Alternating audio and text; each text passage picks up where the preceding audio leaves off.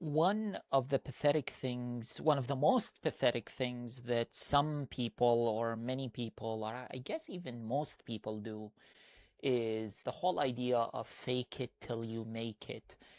And I'm not saying that everybody who does follow the philosophy of fake it till you make it is pathetic. I am saying that many of the pathetic people actually end up using the fake it till you make it philosophy, right? Or strategy to succeed.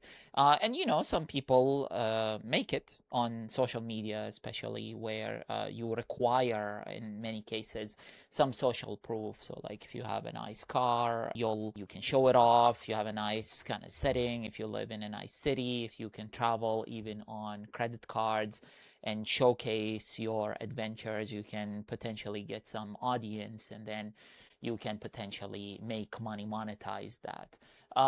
The main thing we're saying here is some of the pathetic people, or many of the pathetic people, actually end up utilizing this case. And so Michael Bordenero here is a content creator trying to tell us why some people who, if we check their finances, they make less money than average, or less money than us, actually seem to have more than us. So they show more kind of consumption-based status. Okay, so let's take a look. One interesting phenomenon a lot of people have noticed in today's economy is how is it that if everyone is broke, then at the same time we have record amounts of spending and you see airports full, restaurants full, and high ticket. One word, debt.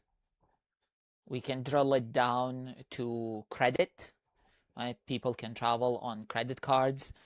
People can buy groceries nowadays with buy now, pay later, right? And so, yeah, people can get personal loans, people can get car loans. And I don't really subscribe to the whole idea or position that everybody is broke. The average person may be broke. The median person may be broke, but I mean, there are a lot of people with a lot of money. So I wouldn't really say that everybody's broke. I would say the average is getting closer to being broke. The median is getting closer to being broke. So the middle class, whatever that is, as kind of sociological and socioeconomic kind of status or construct, that is getting closer to living paycheck to paycheck. Items selling out on the regular. How is that possible if everyone is broke? Well, here's the thing, guys. People that have less money oftentimes look like they have more money than you because they don't know anything about money. And so today we're going to go over all kinds of reasons that people can appear wealthy even though they are dead broke and probably buried in debt. And the first thing is that looking rich is not the same thing as actually being rich. Oh, absolutely. I mean, the more, at least in my personal experience, the more money I make, the less I am fascinated by spending overall. The more confident I am in where I am financially, I the less impressed I am by like a Mercedes or a BMW or a Corvette or yeah, I'm using everyday examples of, relatively fancy cars. Cars that people pay, $800 to lease, $1,000, $1,200. And these are people who, many of them can be just making average income.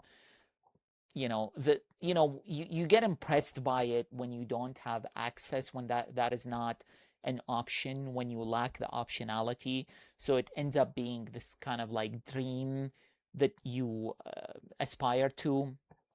Once it's within reach, yeah, it'll tank your budget, and it isn't really a smart choice for me to do right now. But it is within budget. It's not gonna kill me if I do it. But is it really smart? Is it the best usage of my money at this point in time? Not really. There's a lot of fake rich people out there, and Yeah, fake it till you make it. So using credit, basically. there's probably more of them than ever. All of it is fueled by the fact that we have record amounts of credit card debt. We have buy now, pay later, and all sorts of things that allow people to live a life well above their means. So Michael here is mentioning the ability portion, meaning you have the ability, not you, the average person who's naive enough to be impressed by these things, now has more ability to subscribe into these debt-based kind of conspicuous consumption of these things that get them in debt. It enslaves them in the longer run, but it gives them, short-term satisfaction. So that's the ability piece. That's the ability component. There's another component that I think Michael hasn't mentioned here, which is willingness. So you buy something because you're able and willing to pay for it, to buy it. It's not just ability, it's also willingness. Now, why are people willing to buy really expensive things that are above their means? Well, because it gives them social validation. They get to feel successful. When they rev up their car, it turns heads around, and it's cool, right? Everyone wants that. It's just, so that gives you the willingness piece, the desire piece. And obviously, Michael here mentions the ability piece. Here's how a real life example of something like this could look. You could have two neighbors living in the same building, right? One of them earns $100,000 a year, the other one earns $55,000 a year. And a lot of people think that the person who earns twice as much is going to be much better off financially. And that you have to account for taxes. That's going to take a good chunk, especially if you're in California. You have to pay federal and you have to pay state income taxes. Whenever you purchase anything that's a physical good, you have to pay sales tax as well. It isn't really a big, it's kind of hard to believe, right? But it's actually not a massive jump. Yes, you're making twice as much, but it's not really a massive jump. I would say the jump from 100K to 200K is much more kind of impactful compared to a jump from 50K to 100K. that person drives, a brand new pickup truck with an $850 a month payment. They have a huge 75-inch TV. They might have brand new furniture. I mean, I don't think the TV is the issue. I don't know how much in 85-inch. I don't know even how big that is in real life in a room. Like, you would have to have a massive room, I would assume. 85-inch, but I don't think that's going to be a very, like, it's not the most destructive thing, in my opinion. And I mean, it's not the smartest thing to do, but it's not as bad as a 50K truck, right? I'm paying $800 per month for that. They have the latest iPhone, and they have basically every normal luxury that people strive to have these. Yeah, even the whole idea of a normal luxury, right? Like, what is a normal luxury? Who gets to decide what a normal luxury is? If someone asks you, or if you ever wonder what marketing is, marketing of persuading people that a luxury, a want, is actually a necessity. You have to really buy it. You have to upgrade to the next iPhone, to the newest iPhone. You have to upgrade to the current model year, or current year model, whatever. You have to buy 2026 car, right? Because the 2023 car is not drivable anymore. These days, they look successful, but they might have less than $3,000 in savings total. So somebody like that is literally just one paycheck away from being completely broke. The person who makes 55 grand a year, they might have an old Toyota. They might cook a lot of their meals at home. They buy quality items and only when they really need them. Yeah, I mean, the whole idea of buying things is you buy things when you need them, right? At some point in time, I feel like, probably in the early 19, like 20s or 30s, when we started kind of experience, well, probably maybe before, obviously, like before or a little bit after the Great Depression. This is when marketing started to get better. This is when we started getting the whole science and art of propaganda. I forgot his name, I think Edward Bernays, if I'm not mistaken, who did some research and applications of propaganda and marketing as well, mass marketing. And this is when we started kind of getting into that whole culture of conspicuous consumption. Obviously, it is magnitudes bigger nowadays, more impactful than before. But yeah.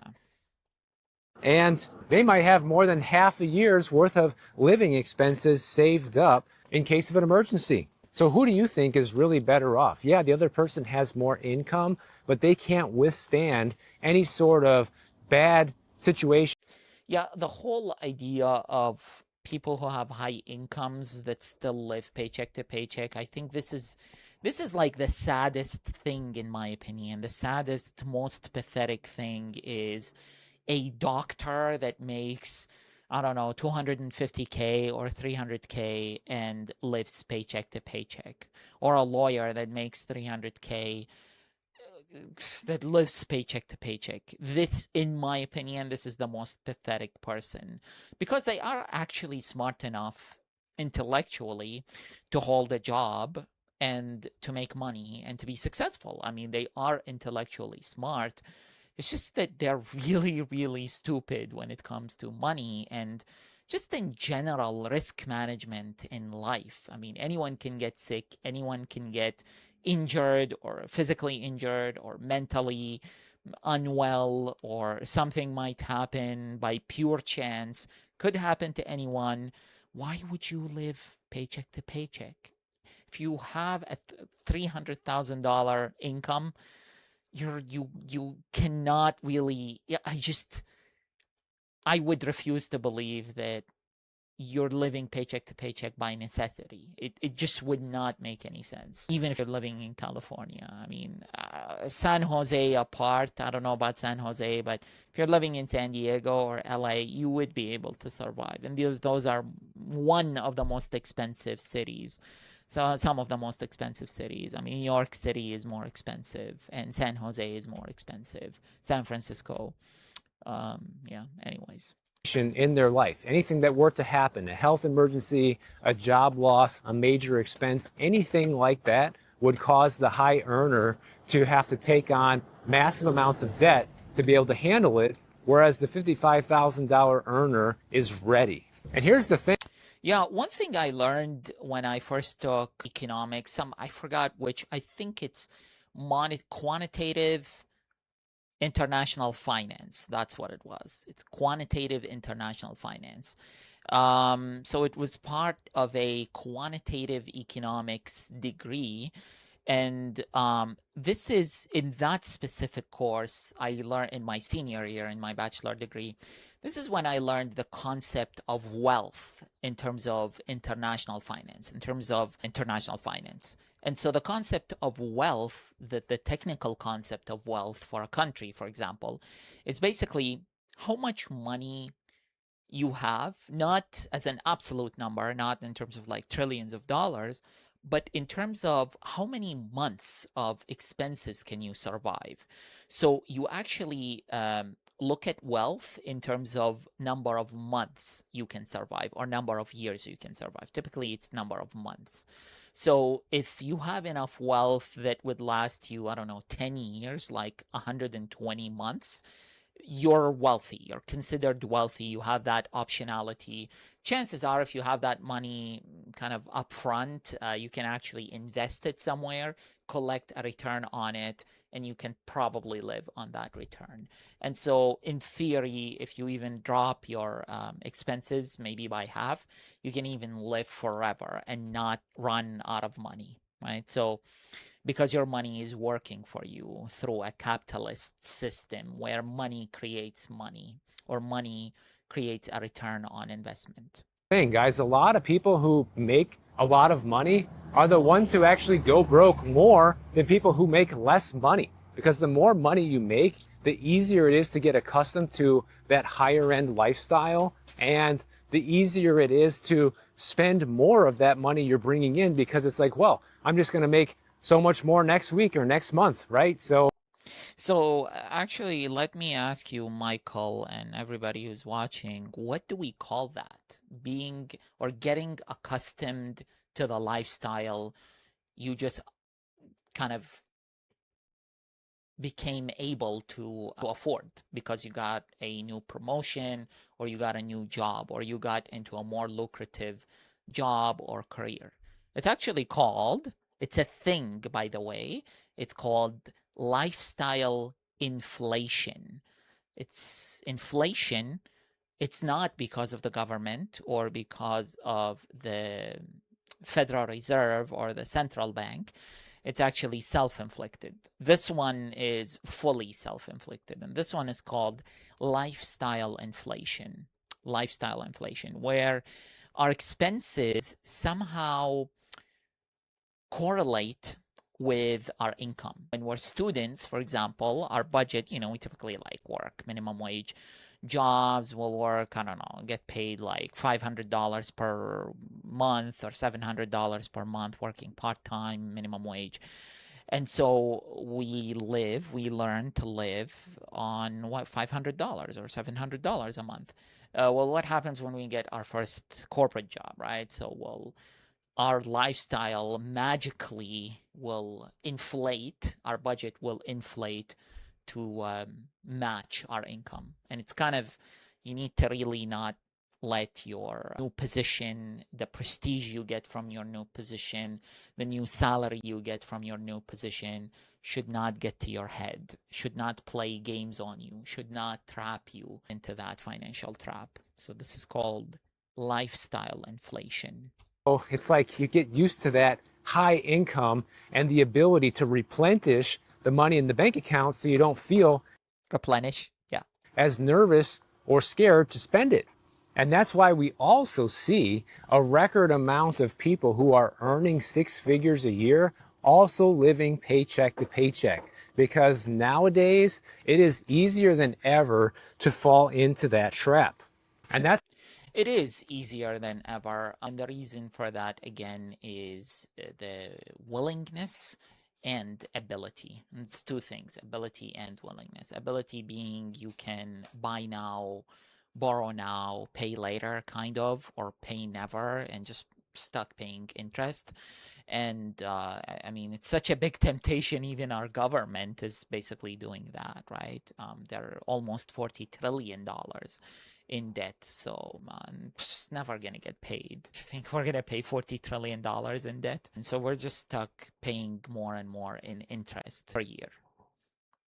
That's why right now, if you are in debt or if you feel broke and you feel like you can't get ahead, Are you going to tell us an ad? I feel like this is going to be an ad. I haven't watched this before, so we'll see. But I feel like this is going to be an ad.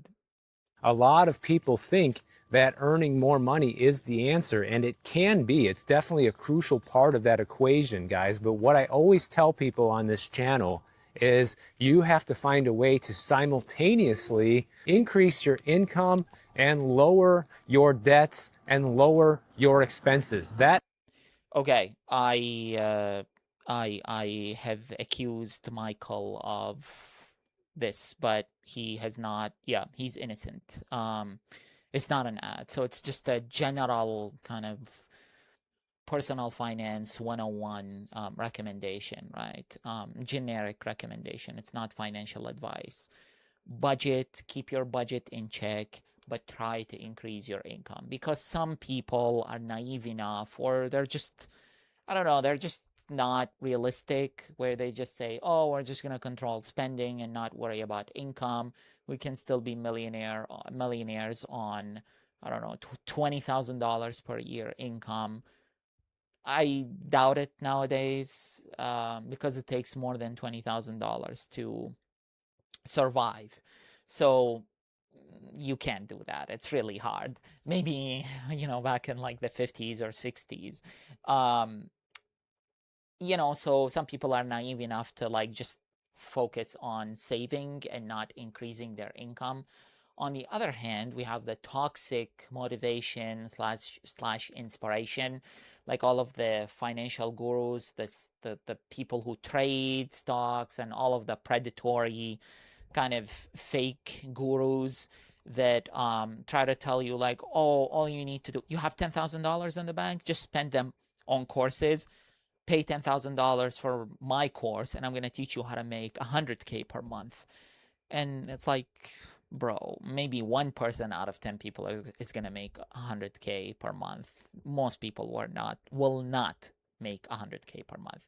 So that's kind of the idea. So there's the delusion. So it's naive versus delusional, in my opinion. The delusional guys are just predatory kind of salespeople, right? That try to sell you on expensive things that could be useful for people who can afford these things, not really useful for your case. So these people say, you have $10,000, just spend it today. Don't let yourself be controlled by money.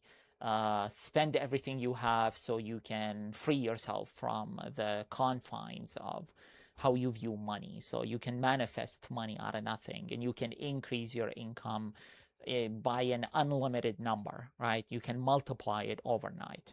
And maybe you can, most people can't, or most people have not been able to do it like that. So, we have naive people who look at just at keeping their income the same, keeping it low while just trying to save as much as they can without increasing their income. And then there's people who are delusional, who want to increase their income while not really controlling their expenses. So really, guys, it's cost benefit analysis. You got to look at both sides. That is the true key to getting ahead. But instead, what happens is the moment people start earning more money, they typically end up in a lifestyle inflation situation. You Oh, yeah, he said lifestyle inflation situation. Nice. end up moving into the bigger apartment, spending more on rent, or you sell the smaller house and buy the larger house. You end up trading in the old paid off car for another car that requires a payment, and the insurance payments are higher. And it's not just like one of those things that's going to tank your finances, but it's like a combination.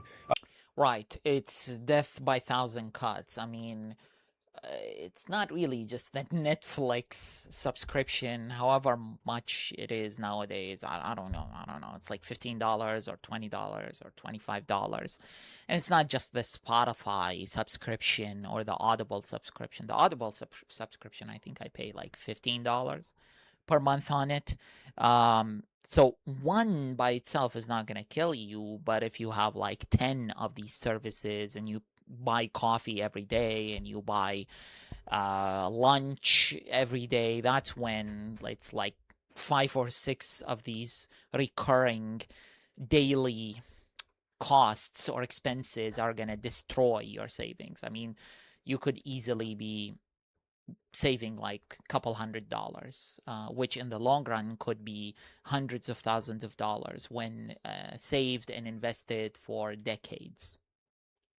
Of doing all of them within the span of a couple of years, that puts you further behind than you were before when your income was lower. And then next thing you know, you're working just to be able to keep up with this new lifestyle that you've built, even if you now have a nice and cozy 6-figure income, but it just doesn't seem like enough. And I have never heard anyone call a 100K, like a 6-figure salary, nice and cozy. Yeah, I gotta remember that. I might steal it. I hope he didn't trademark it. listen, even without lifestyle inflation, just regular inflation, the devaluation of the dollar is already a major problem that Very smart. That's a very smart point. Lifestyle inflation is independent of regular inflation. So, yeah. So inflation itself is indirect, hidden tax. It's an economic tax. We do not pay it. It's a hidden tax. We don't see it, but we feel it, right, at the end of the month. But it's not a tax we pay out of our paycheck. that we all have to contend with. And then if you're increasing your expenses at the same time, that money is going to go like nothing, guys. It's like evaporating right before your eyes. Can we talk about how annoying it is to find a doctor who takes your insurance? No, we can't. That feels like an ad, and it is an ad. I'm gonna skip it. So I knew there's gonna be an ad. I just thought it would be, yeah, around minute 3. But yeah, that's good ad placement. Most important thing, the number that everybody should be focused on when it comes to getting ahead financially isn't just the income or your net worth, but your margin. And your margin is basically just all the money you have left over each month after all of your expenses are paid. So you can see why this is different for everybody. And the income that you earn or your net worth is not necessarily the most important part. Right. I think he's alluding to the personal savings rate, right? So savings rate in the past has kind of gone between, I think, single digits to low double digits. So like, I don't know, like 5% to 15%, if I'm not mistaken, over the past like couple decades, like 20 years or so. Yeah, so it spiked during the pandemic because people couldn't travel for vacations, and mostly a lot of businesses were closed. And some people did it, I guess, proactively because they were thinking everything's going to tank and the economy is going to tank and everything's going to go out of control and people are going to line up at food banks, which some people did. But, people were expecting like extinction level event, like, some people were buying guns and stuff, like liberals buying guns. It's not even conservatives, like in California. Anyways, that didn't happen, right? But we ended up just with inflation. So inflation hitting basically 9%, which is crazy, right? The typical, we want it to be between, we want it to be like around 2% or 3%. 9% was crazy. Yeah. So Parts of this equation. So if you make $10,000 a month and you only have $500 a month left over after everything's all said and done, and then you have somebody who makes $6,000 a month, but they have $1,000 left over at the end of each month, they actually are in a better financial situation than you are.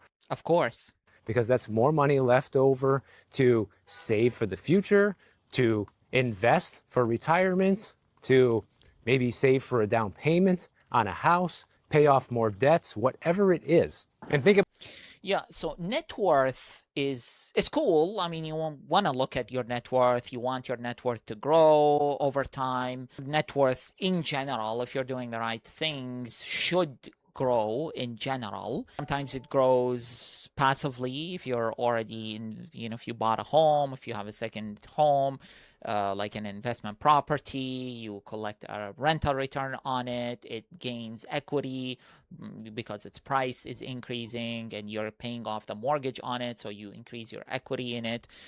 So these are passive ways you can increase your net worth.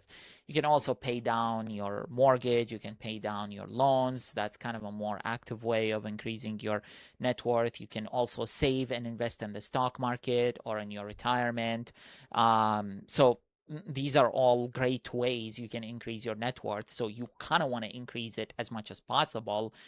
The difference is that you kind of want to look at how much you're saving as a portion of your income, because you want to replace that income in retirement, right? So when you retire, by definition, you're not going to have access to your labor income, the income you get paid for trading your time and effort and expertise. And so when a trade, you're not going to be able to trade your money and time and effort because you're retired. So now you want to use your income that you saved from the past years, right? So it's less about how much actually is your net worth. It's more about your net worth compared to your expected budget at retirement. And your expected budget at retirement is somewhat correlated with your budget before retirement, right? So if you're a doctor who has a $20,000 budget while in your working years, you're not going to be living at like $5,000 in your retirement for a monthly budget. That's just not going to happen. Most likely you're going to choose to work kind of either overtime, or you're going to have to work longer years beyond 65, beyond your general average retirement age. Why? Well, because you want to maintain a specific level of lifestyle. It's really difficult mentally for people to downgrade. It's really easy for us to upgrade. It's really because of lifestyle inflation phenomenon or trap. It's really hard to downgrade. So that's kind of the issue. So yeah, you kind of want to think about your current budget and how much money you're saving now, because you know the money you save now will be invested over a long time. It's going to create a return for you. It's going to compound over many decades, and then it's going to lead to a portfolio or a like net worth, out of which you'll be getting paid hopefully 4%. If you're invested in financial assets, it might take 4 to 10%, mostly 4% if you're conservative. So you want to take 4% of that investable kind of in the financial market, and that's going to basically subsidize your budget when you're retired. About the difference at the end of the year, guys. You're talking $6,000 at the end of the year versus $12,000 that could they have flexibility in case something unexpected happens, and all on the same income. And today it doesn't do it. Now, some people do end up losing their wealth because they make a bad financial choice. They are rich and then they get married and then they get divorced, and then they lose half their wealth that way. Or maybe they decided to invest all their money into Bitcoin. Probably not a great idea. Different things like that, right? So people can lose a lot of their wealth making dumb decisions like that, which can really wipe them out. But most people actually lose their wealth by the lifestyle inflation, Absolutely. So it's really things that we can control. Easier said than done. Obviously, it requires a lot of stoicism. It requires a lot of kind of understanding yourself and what you care about in life. Do you care about a healthy body? Do you care about mobility? Do you care about just movement? Do you care about nature? Do you care about having nice weather, being outside, being with people you like, or do you just care about your BMW or your Mercedes or your Corvette? And the paradox of it all is, if you're really careful with money in the future, you will not have to be careful because you're going to have a lot of money. And if you're not careful with money when you're young, you're going to have to be careful with it when you're old. So, you get to choose. So we're going to end it here. It's 35 minutes already. We've basically talked to Michael for some 10 minutes. I skipped a couple minutes. So, yeah, good stuff. See you on the next one.